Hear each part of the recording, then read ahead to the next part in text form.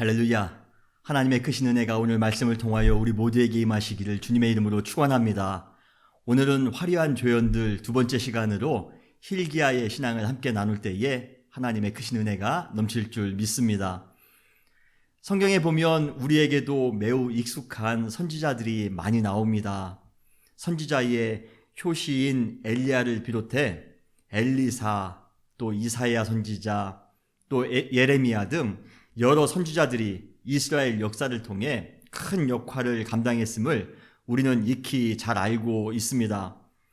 그런데 우리가 이러한 유명한 선지자들을 잘 알고 있는 반면에 고대 이스라엘 당시 선지자들과 더불어 그들의 종교의 한 축을 담당했던 제사장 중에서는 우리에게 딱히 잘 알려진 인물들이 별로 없습니다. 그래서 오늘 우리는 그러한 제사장 중에서 한 명을 함께 나누려고 합니다. 성경에서 크게 두각을 나타내지는 않았지만 조용히 자신에게 주어진 역할에 최선을 다함으로써 큰 자취를 남긴 사람입니다. 그 사람이 바로 대제사장 hilkiah입니다. 오늘 함께 이 hilkiah에 대해서 나누기를 원합니다. 사실 성경에 보면 그가 독자적으로 실행했던 업적에 대해서는 매우 제한적으로만 소개되고 있습니다. 그는 대제사장으로서 감당했던 모든 역할도 대부분 왕의 명령에 따라 수행한 정도입니다. 심지어 그의 말이나 의견을 직접 인용한 구절도 없기 때문에 우리는 성경에서 hilkiah의 목소리와 그의 모든 것을 들을 수조차도 없습니다. 이렇듯 hilkiah는 성경에서 완벽한 조연이었지만 그래도 그가 제사장으로서 감당했던 일련의 신앙적 실천들은 그 시대의 이스라엘 백성들 뿐만 아니라 현대를 살아가고 있는 우리에게도 큰 영감을 가져다 줄 것입니다. 오늘 우리는 hilkiah의 삶과 헌신을 통해 신앙의 큰 통찰을 얻고 돌아가시는 귀한 시간 되시기를 주님의 이름으로 축원합니다. 아마 많은 분들이 이 대제사장 hilkiah에 대해서 잘 모르실 것입니다. 여러분 혹시 들어보신 적이 있으신가요?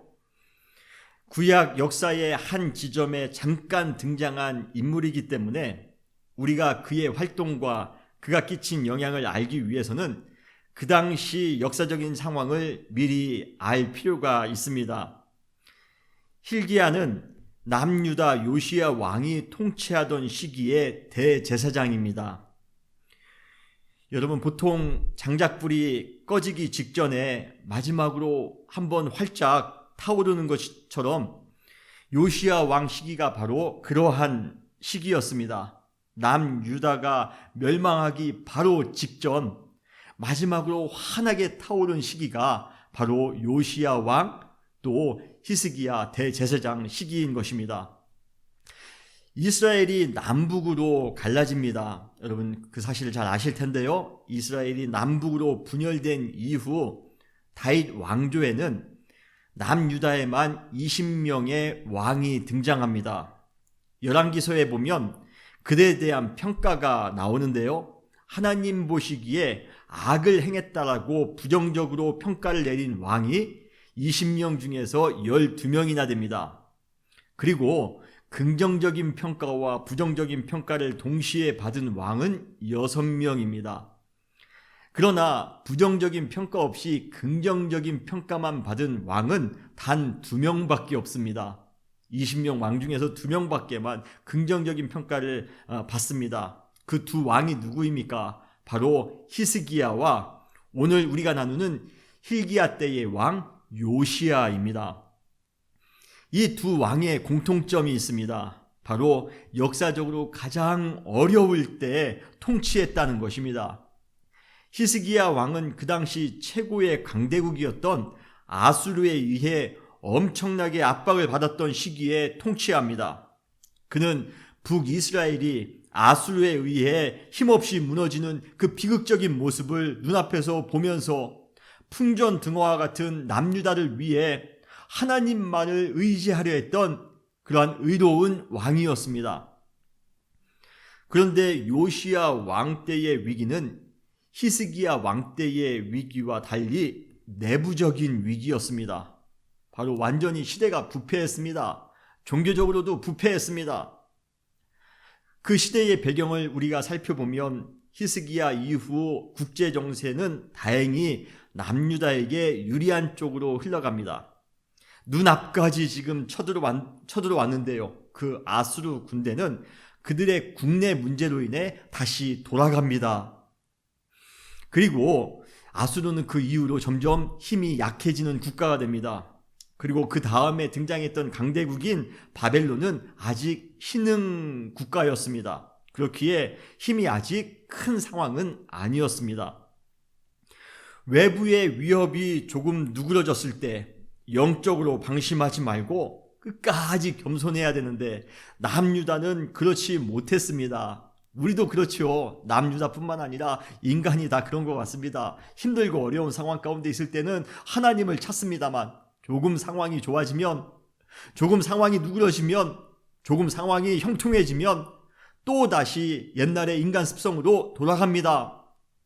남유다도 그렇고 우리 인간도 그렇습니다. 히스기야 같은 왕에게 어떻게 그러한 악한 아들이 나올 수 있을까 의아할 정도로 남유다 역사상 아주 최악의 왕이 등장합니다. 그가 바로 므낫세 왕입니다. 그는 남유다를 무려 55년 동안 통치합니다. 그런데 그 기간 내내 정치적으로, 사회적으로 수많은 악을 자행합니다. 저는 개인적으로 남유다가 왜 멸망했을까? 그 멸망의 책임은 누구에게 있을까? 라고 물어보신다면 저는 이 므낫세 왕의 그 악행 때문이다라고 저는 생각을 합니다. 열왕기하 21장 11절로 12절에 보면 남유다를 향한 하나님의 심판 선언이 나옵니다. 유다왕 므낫세가 이 가증한 일과 악을 행함이 그 전에 있던 아모리 사람들의 행위보다 더욱 심하였고 또 그들의 우상으로 유다를 범죄하게 하였도다. 그러므로 이스라엘의 하나님 여호와가 말하노니 내가 이제 예루살렘과 유다에 재앙을 내리리니 듣는 자마다 두 귀가 울리리라. 하나님께서 므낫세 왕의 악행과 우상 숭배를 보시고 이스라엘 남유다를 멸망시키시기로 심판을 하는 내용을 우리는 읽을 수가 있는 것입니다. 요시야 왕은 이 므낫세 왕의 손자로 므낫세 왕이 완전히 망쳐놓은 정말 희망이라고는 1%도 없는 시대적 분위기 속에서 왕이 된 어쩌면 비운의 왕이었을지 모릅니다. 그러나 이러한 내부적인 타락 속에서도 신앙이 타락한 그러한 시대의 왕이 되었으면서도 불구하고 하나님의 신앙을 회복하기 위해 요시야 왕은 이스라엘 역사상 가장 큰 종교개혁을 단행했던 것을 보면 왜 모든 역사가들이 요시야 왕을 한결같이 칭찬하고 있는지 우리는 충분히 공감할 수 있습니다. 저도 종교개혁이라고 할 때 제일 먼저 생각나는 사람이 바로 이 요시야 왕입니다. 요시야 왕의 종교개혁은 모든 종교개혁의 모델이 됩니다. 이러한 요시야 왕이 왕위에 오를 때의 나이는 8살이었습니다. 그의 아버지 아몬 왕이 재위 2년 만에 암살되었기 때문에 요시야 왕은 일찍 왕위에 오르게 됩니다. 다행히 어린 요시야 왕을 바른 길로 통치할 수 있도록 도왔던 사람들이 주변에 많이 있었던가 봅니다. 성경에는 그러한 내용이 나오고 있지는 않지만 아마 우리가 지금 본문에 나왔던 서기관 사반이라든지 또 대제사장 힐기야가 요시야의 성장에 큰 영향을 주었음을 우리는 충분히 예상할 수 있습니다. 사실 현재의 왕은 선왕의 행실에 크게 영향을 받을 수밖에 없습니다. 한마디로 선왕이었던 므낫세 왕의 실정을 요시야 왕이 그대로 답습하는 것이 훨씬 더 쉬웠을 것이에요. 배척하는 것보다는 그대로 그 관행을 받아들여서 똑같은 왕이 될 수 있는 확률이 훨씬 높았을 것입니다. 그러나 그는 어린 나이부터 므낫세 왕의 악한 행위를 신앙적으로 평가할 수 있는 분별력을 훈련받았던 것 같습니다. 분명히 이것은 어린 왕 스스로가 터득할 수 있는 것이 아니라 주변의 참모들이나 좋은 스승들에게서 바르게 배울 때 가능했을 것이에요. 이러한 의미에서 대제사장이었던 hil기야의 역할은 매우 중요했을 것입니다. 여러분, 교육이 매우 중요합니다. 특별히 한 지도자를 교육할 때 우리는 우리가 매우 중요한 것입니다. 우리가 좋은 지도자를 양육하기 위하여 기도하는, 또 훈련하는 우리 교회가 되기를 바랍니다. hil기야는 대제사장입니다. 앞에 서두에서 말씀드렸던 것처럼 제사장들은 매우 정치적으로 영향을 받기 쉬운 그러한 그룹입니다. 정치적으로 민감했던 사람들이 바로 이 제사장들입니다.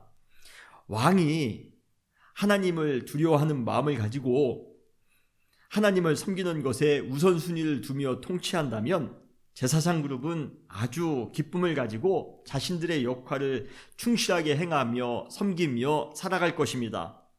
그러나 반대로 왕이 하나님을 무시하고 우상을 숭배한다면 제사장의 그룹은 아주 재앙이 닥친 것이나 마찬가지일 것이에요. 그러한 의미에서 본다면 므낫세 왕의 시기에 가장 큰 피해자는 아마 제사장 그룹이 아니었을까 싶습니다. 영적으로 완전히 타락한 시기에, 그리고 또 우상 숭배가 넘치는 시기입니다. 그 시기에 모든 피해는 다 제사장의 몫이었을 것입니다. 우리가 오늘 본문이 나오는 열왕기 하 22장 3절로 7절에 보면 성전을 수리하는 내용이 나옵니다. 물론 성전도 사람이 만든 건물이기 때문에 시간이 지남에 따라 수리도 필요하고 보수도 필요한 것이 당연합니다. 우리 교회 건물도 우리가 깨끗하게 또 안전하게 유지하기 위해서는 때마다 보수하며 수리하는 것이 필요한 것과 마찬가지입니다. 그런데 열왕기 하 22장에 나오는 성전 수리는 그러한 차원의 수리가 아닙니다. 보수가 아닙니다. 열왕기하 22장 5절에 보면 성전에 무너진 것을 수리하되 라는 표현이 나옵니다. 여기서 무너진 것이라는 표현은 그동안 몇 수십 년 동안 아무도 돌보지 않아 성전이 완전히 무너진 상태를 의미합니다. 역대하 34장 11절에 보면 그때의 성전 상태를 더욱더 참혹하게 표현하고 있습니다. 유다 왕들이 헐어버린 성전들을 위하여 들보를 만들게 하매라고 말씀하고 있습니다. 의도적으로 유다 왕들, 특별히 므낫세 왕 같은 그러한 사람들이 성전을 헐어버렸다는 것이에요. 들보를 다시 만들어야 될 만큼 참혹하게 무너져 있습니다. 수십 년 동안 성전에서 예배를 드리기는커녕 무관심하게 방치된 곳이 바로 성전입니다. 심지어 열왕기 하 23장 6절에 보면 그 하나님의 성전에 아세라의 우상이 가득 차 있었다 합니다. 그리고 23장 7절에 보면 그 여호와의 성전 한가운데에 남창의 집이 아주 역겹게 세워져 있었다고 말씀하고 있습니다. 아주 지금 상식으로도 하나님의 성전이 그렇게 방치되고 도용될 수 있을까 믿어지지가 않습니다. 그런데 그것이 바로 므낫세 시절의 성전의 모습이었습니다. 완전히 무너졌습니다. 누구도 돌보지 않습니다. 거기에 우상들이, 아세라 우상들이 아주 가득 차 있습니다. 우상을 보관하는 장소가 됐습니다. 더러운 불결한 남창의 집이 성전 한가운데 세워져 있습니다. 바로 그러한 모든 것들을 누가 바라보고 있습니까? 대제사장 hil기야가 바라보았습니다. 므낫세에 의해 오랫동안 방치되어 아주 무너져버린 성전, 그나마도 그 성전 속은 더러운 우상으로 가득하며 불결한 남창의 집이 한가운데 세워져 있는 아주 치욕적인 상황 속에서 그 당시 종교 지도자였던 hil기야의 마음은 어땠을까요? 이스라엘은 하나님을 향한 신앙을 근거로 하여 세워진 믿음의 나라입니다. 그런데 세속의 오물로 더러워진 성전과 이스라엘의 역겨운 신앙을 보면서 그의 마음에 아마 거룩한 분노가 가득 차올랐을 것입니다. 그런데 므낫세 시절 내내 애통의 눈물을 흘리며 신앙의 회복을 갈구했던 hil기야에게 드디어 기회가 찾아온 것입니다.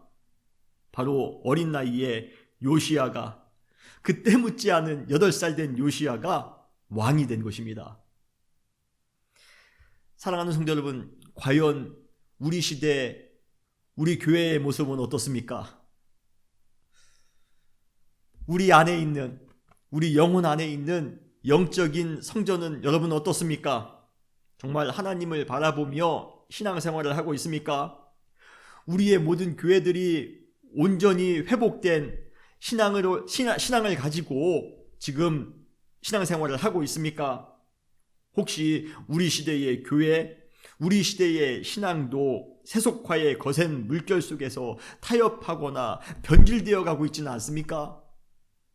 우리는 hil기야의 심정으로 우리의 교회들과 우리의 신앙을 한번 확인해 볼 필요가 있습니다. 과연 우리 교회는 복음의 진리와 예수 그리스도의 은혜와 성령의 감동과 능력으로 가득 차 있던가?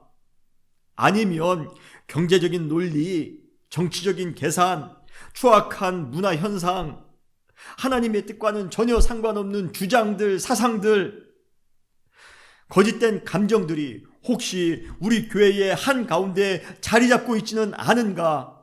우리는 hil기야의 마음을 가지고 우리 교회와 우리의 심령을 한번 살펴보아야 합니다.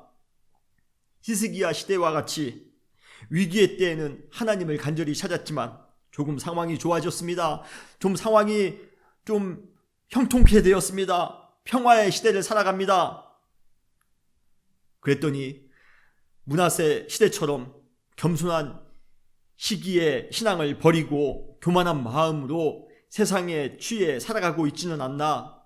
우리 교회와 우리의 신앙을 항상 점검해야 됩니다.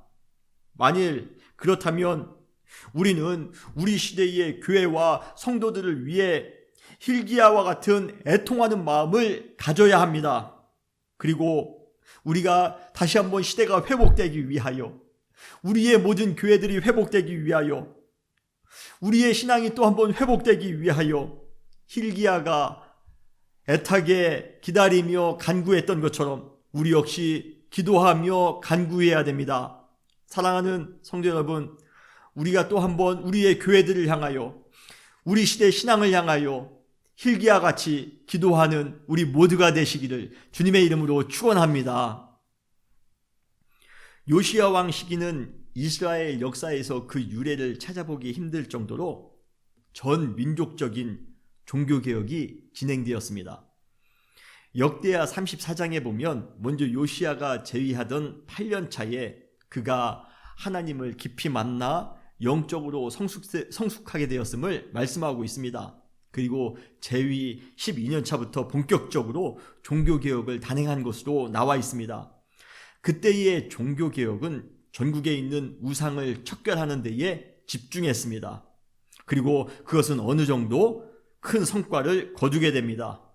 이렇게 우상을 척결함으로써 민족적으로 영적인 정결을 이룬 요시야는 재위 18년 차에 황폐하게 무너져 내린 성전을 다시 보수하라는 작업을 명령합니다. 성전 중심의 하나님의 임재의 신앙을 확고하게 함으로써 지금까지 수십 년 동안 영적으로 분열되어져 있었던 이스라엘 민족 전체를 성전을 통해 영적으로 하나가 되고자, 하나로 만들고자 했던 것입니다.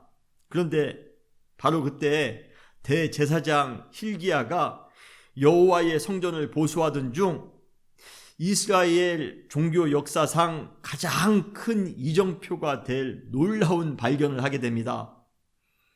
무엇을 발견하죠? 바로 성전 한 곳에 방치되어져 있던 율법책을 발견했던 것입니다. 오늘 본문의 내용입니다. 열왕기 하 22장 8절에 보면 대제사장 hil기야가 서기관 사반에게 이르되 내가 여호와의 성전에서 율법책을 발견하였노라 하고 hil기야가 그 책을 사반에게 주니 사반이 읽으니라. 그리고 곧 그 서기관 사반도 요시야 왕에게로 가서 그 율법책의 발견을 보고하고 왕 앞에서 읽는 것을 우리는 말씀을 통해서 볼 수가 있습니다. 여러분, 그때 그 말씀을 들었던 요시야 왕의 반응이 어떻습니까? 참 그 반응을 우리가 읽을 때 우리의 마음이 참 뜨겁습니다. 오늘 본문 열왕기 하 22장 11절 그리고 13절에 보면 왕이 율법책의 말을 듣자 곧 그의 옷을 찢으니라. 너희는 가서 나와 백성과 온 유다를 위하여 이 발견한 책의 말씀에 대하여 여호와께 물으라. 우리 조상들이 이 책의 말씀을 듣지 아니하며 이 책이 우리를 위하여 기록된 모든 것들을 행하지 아니하였으므로 여호와께서 우리에게 내리신 진노가 크도다 라고 말씀하고 있습니다. 그러면서 왕이 회개하기 시작합니다. 하나님의 말씀을 듣고 왕이 뜨겁게 회개하는 모습을 우리는 바라볼 수가 있습니다. 먼저 우리는 hil기야가 율법책을 성전에서 발견할 그 당시의 그 상황을 살펴보기를 원합니다. 여러분, 그동안 하나님의 말씀이 어디 있는지도 모르게 방치되어져 있을 만큼 얼마나 그 시대가 영적으로 고장나 있었는가를 우리는 오늘 말씀을 통하여 알 수가 있습니다. 여기에 나오는 율법책은 모세 오경일 것입니다. 처음 성전을 건축할 때까지만 해도 성전의 가장 중요한 자리에 이 율법책을 놓았을 것입니다. 그러나 므낫세 같은 우상 숭배자가 통치하고 세속 우상과 이단들이 성전에 침투하면서 아마 누군가가 아무도 발견할 수 없는 곳에 이 율법책을 감추어 놓았던 것 같습니다. 그리고 그 이후로 수년 동안 어느 누구도 이 율법책의 유무에 대해서 관심이 있었던 사람들이 아무도 없었습니다. 개인적으로 저는 이 구절을 읽으면서 이 구절을 묵상하면서 성전이 방치되어 무너져 내렸던 것보다도 그리고 성전에 우상들이 가득 채워졌던 것보다도 더 속상한 사실이 있다면 성전에 하나님의 말씀이 없다는 것입니다. 성전에 하나님의 말씀이 없는데도 불구하고 어느 누구 하나 관심을 갖고 있지 않습니다. 이것이 바로 성전의 비극입니다. 과연 우리 교회에는 하나님의 말씀이 있습니까? 여러분의 가정에는 하나님의 말씀이 있습니까? 과연 우리 성도님들의 마음 가운데에는 하나님의 말씀이 있습니까? 여러분, 교회 건물이 아무리 아름답고 아무리 멋있다 할지라도 하나님의 말씀이 그 교회에 없다면 그 교회는 진정한 교회가 될 수 없습니다. 아무리 우리가 교회에 오랜 세월을 다니고 여러 직분을 가지고 있다 할지라도 하나님의 말씀이 우리의 마음의 성전 가운데 없다면 우리는 진정한 성도가 될 수 없습니다. hil기야 시대 전에 성전의 위기는 무엇입니까? 하나님의 말씀에 아무도 관심이 없었다는 것입니다. 성경이 어디에 있는지 없는지도 모릅니다.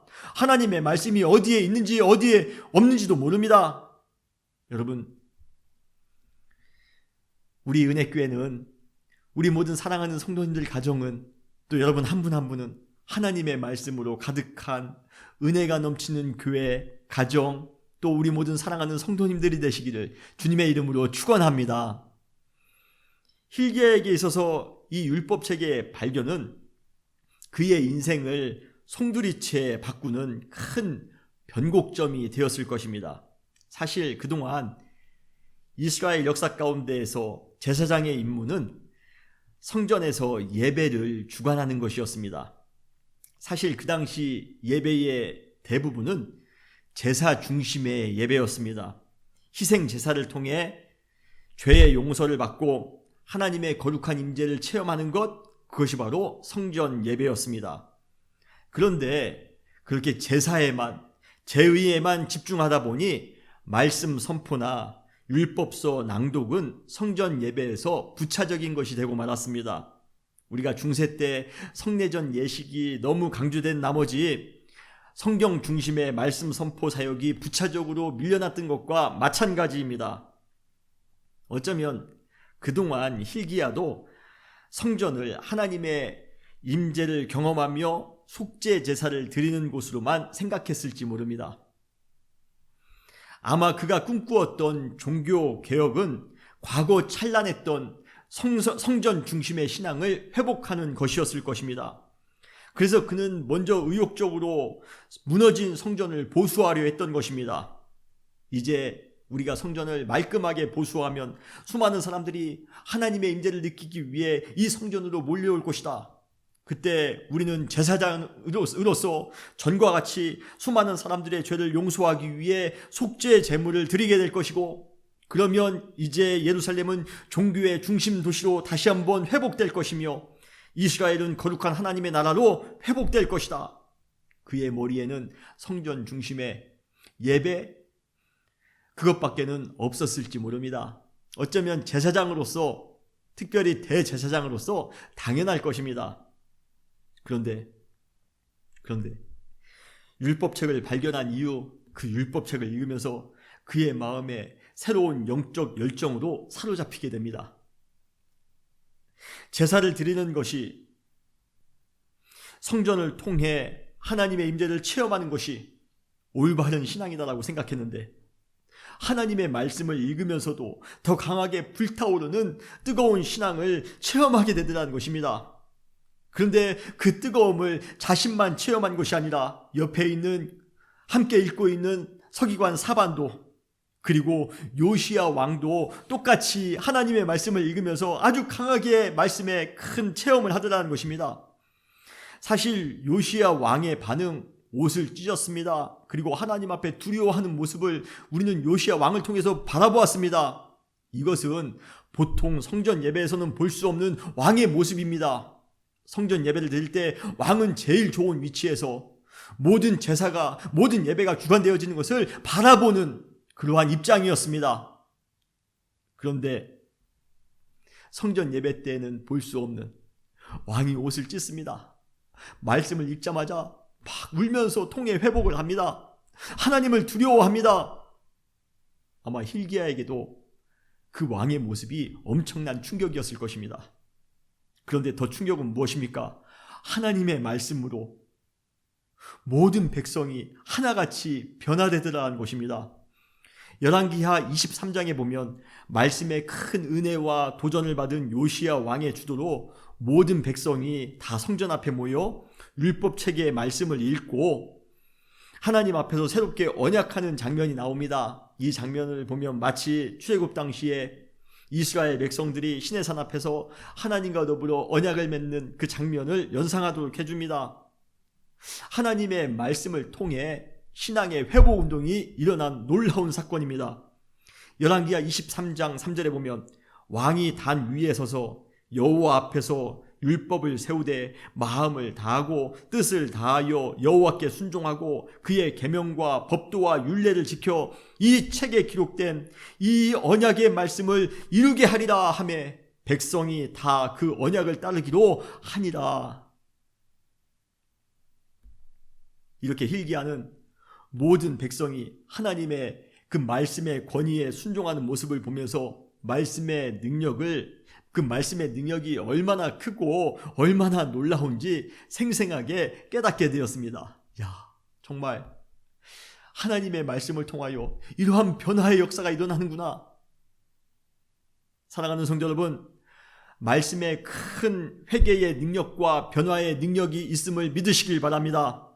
여러분, 가정이 변화되기를 원하십니까? 우리 교회가 변화되며 이 지역이 변화되기를 원하십니까? 지금 우리의 시대, 이 시대가 변화되기를 원하십니까? 그러기 위해서는 말씀의 은혜가 필요한 줄 믿습니다. 우리의 시대의 변화는 어떠한 이념이나 사상에 의해서 변화되는 것이 아닙니다. 돈이나 권력에 의해서 변화되는 것이 아닙니다. 오직 말씀을 통하여 우리가 그 말씀을 붙잡고 회개하는 역사가 일어날 때, 그 말씀을 통하여 또 한번 하나님의 뜻이 무엇인가를 분별하는 그러한 놀라운 뜨거운 영적인 역사가 일어날 때 우리의 가정과 우리의 시대가 변화될 수 있음을 여러분 믿으시길 바랍니다. 저는 우리 은혜교회가 말씀으로 또 한번 변화되는 교회가 되기를 원합니다. 우리 은혜교회에 속한 모든 사랑하는 성도님들의 가정과 개인 모두가 하나님의 말씀으로 오늘 요시야가 크게 회개했던 것처럼 우리의 영혼도 또 한번 크게 회개하며 주님 앞에 믿음으로 나아가는 우리 모든 사랑하는 성도님들이 되시기를 주님의 이름으로 축원합니다. 이렇게 율법책의 발견은 hil기야의 모든 신앙을 아주 송두리째 바꾸어 놓았습니다. 그동안 하나님은 성전을 통해 임재하신다고 생각했는데 하나님께서 말씀을 통해 임재하신다는 사실을 깨닫게 되었습니다. 물론 성경에는 자세한 내용이 나와 있지 않지만 이 일을 생생하게 체험했던 hil기야는 어쩌면 이 이후에도 자신이 살아있는 동안 말씀 중심의 신앙에 대해서 여러 제사장들과 함께 나누었을 것입니다. 그리고 서로 함께 큰 영향을 받았을 것입니다.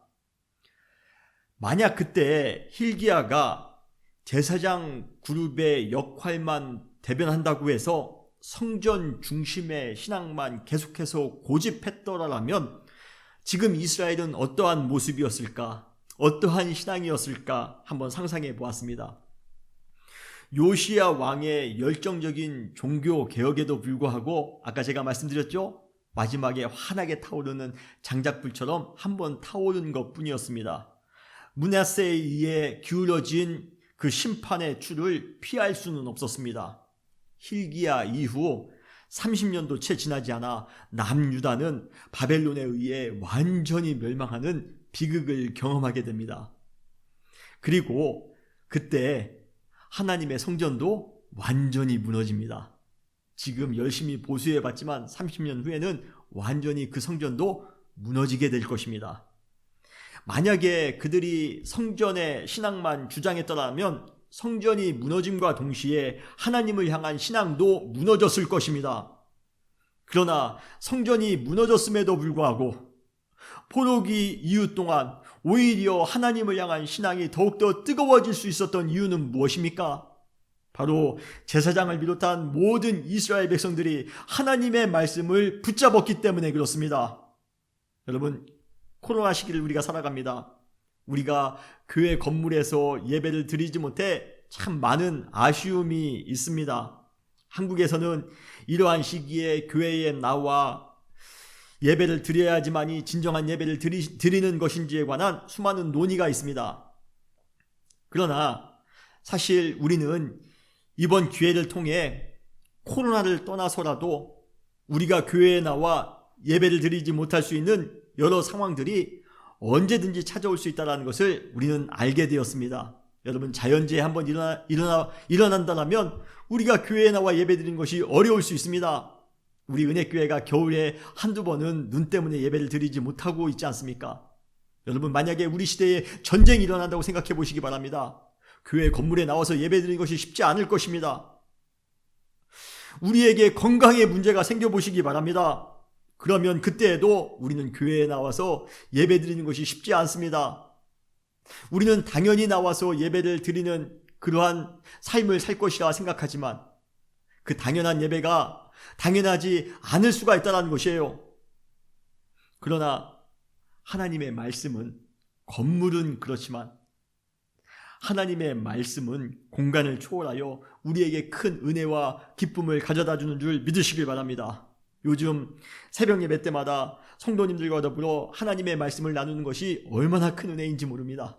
교회에 나와서 우리가 함께 새벽 예배를 드리지 못하는 아쉬움이 있어서 참 많은 걱정을 했습니다만, 그런데 우리가 교회에 나와서 새벽 예배를 드리는 인원보다도 더 많은 인원들이 올하인 새벽 예배에 참여하여 함께 말씀으로 은혜를 받습니다. 저에게도 여러 성도님들께서 말씀을 주세요. 새벽 예배에 큰 은혜가 된다고 말씀하십니다. 저는 요즘 우리가 함께 모여 교회 건물 안에서 예배를 드리지는 못하지만 영적으로는 우리가 말씀을 통해 크게 성숙하고 있다라고 저는 믿습니다. 이것이 말씀이 주시는 은혜가 아닐까 싶습니다. 사랑하는 성도 여러분, hil기야처럼 말씀의 능력을 믿으시길 바랍니다. 그리고 그 말씀을 의지하여 믿음으로 살아갈 때에 우리에게 또한 어려움이 찾아온다 할지라도, 고통이 찾아온다 할지라도, 그럼에도 불구하고 주님 앞에 나와 믿음으로 말씀의 예배를 드릴 수 있음을 믿으시길 바랍니다. 하나님의 말씀 가운데 또 한 번 회복하며 살아가시는 우리 모두가 되시기를 주님의 이름으로 축원합니다. 마지막으로 대제사장 hil기야에게 영향을 받은 한 놀라운 인물이 이스라엘의 후대 역사 가운데 등장합니다. 그는 hil기야의 증손자입니다. 그가 바로 누구입니까? 그 유명한 에스라입니다. 에스라를 우리는 제사장이며 동시에 또 그가 가지고 있던 칭호가 있는데 바로 학사입니다. 학사이며 제사장. 에스라 7장 12절에 보면 아닥사스다 왕이 에스라를 이렇게 호칭하고 있습니다. 모든 왕의 왕 아닥사스다는 하늘의 하나님의 율법의 완전한 학사 겸 제사장 에스라에게 라고 말씀하십니다. 결국 학사라는 호칭은 그가 하나님의 말씀의 전문가가 되었다라는 그러한 의미입니다. 놀라운 사실은 우리가 지금 가지고 있는 구약 39권이 이 에스라에 의해서 처음으로 묶여지는 그러한 작업이 시도되어졌다는 것입니다. 그리고 느헤미야 총독이 예루살렘 성벽을 재건한 이후에 도시를 재건한 후 말씀 부흥운동이 일어나는데 그때 말씀 운동의 부흥사 역할을 했던 사람이 바로 에스라입니다. 그가 제사장인데도 불구하고 하나님의 말씀에 그토록 헌신할 수 있었던 이유는 무엇입니까? 역사적으로 수많은 사람들에게 학사로서 정말 하나님의 말씀을 완전히 익힌 그러한 사람으로서 역사적으로 유명해질 수 있었던 그러한 이유는 무엇입니까? 그것은 바로 이 hil기야의 율법책 발견과 무관하지 않다고 저는 생각을 합니다. 에스라 역시 그 증조 할아버지의 업적을 들었을 것입니다. 아마 그때 에스라는 hil기야의 그 말씀 중심의 사역을 이해하고 받아들였을 것이에요. 그리고 이스라엘 역사상 가장 위대한 말씀 연구가이면서 동시에 말씀 부흥사가 된 것입니다. 여러분, 우리의 신앙, 우리의 헌신이 우리의 자녀들이나 우리의 자녀의 자녀들, 우리의 후배들에게 큰 영향을 줄 수 있음을 여러분 믿으시길 바랍니다. 여러분, 이 세상의 가장 위대한 유산은 돈이 아닙니다. 권력이 아닙니다. 큰 명예가 아닙니다. 이 세상에서 가장 중요한 유산은 바로 신앙의 유산입니다. 여러분, 우리 자녀들에게, 우리의 자녀의 자녀들에게 신앙의 유산을 남겨주시길 바랍니다. hil기야의 신앙의 유산은 에스라라는 그러한 걸쭉한 인물을 배출하는데 아주 큰 역할을 감당했습니다. 좋은 신앙의 유산을 우리 자녀들에게, 우리 후배들에게 남겨줄 수 있는 우리가 되어야 합니다. 여러분, 오늘 우리 자녀들에게 어떠한 유산을 남겨줄 수 있습니까? 여러분, 우리 자녀들에게, 우리 후배들에게 좋은 신앙의 유산을 남겨줌으로 우리의 자녀들을 통하여, 우리의 후배들을 통하여 우리의 신앙 때문에 또 한 번 시대를 이끌어 나가는 그러한 걸쭉한 지도자가 배출될 것이라 믿습니다. 그러한 믿음을 가지고 신앙의 유산을 잘 전달할 수 있는 우리 모두가 되시기를 주님의 이름으로 축원합니다. 대제사장 hil기야, 사실 성경에서 한 번도 독자적으로 등장한 적도 없고 그가 행한 일도 간접적으로나 겨우 소개될 정도이지만 민족적으로 가장 어려운 시기에 종교개혁과 신앙의 회복을 위해 노력했다는 점에서, 그리고 율법책을 발견한 이후 제사장이었지만 새로운 말씀 중심의 사역으로 영적 패러다임을 새롭게 제시했다는 점에서, 그리고 그것이 에스라에게까지 영향을 줌으로써 새로운 역사적인 인물을 배출했다는 점에서 hil기야는 정말 화려한 조연임에 틀림이 없습니다. 오늘 우리가 나눈 이 hil기야, 그의 신앙을 본받아 또 한 번 믿음으로 살아가시는 우리 모든 사랑하는 성도님들이 되시기를 주님의 이름으로 축원합니다. 다시 기도하시겠습니다.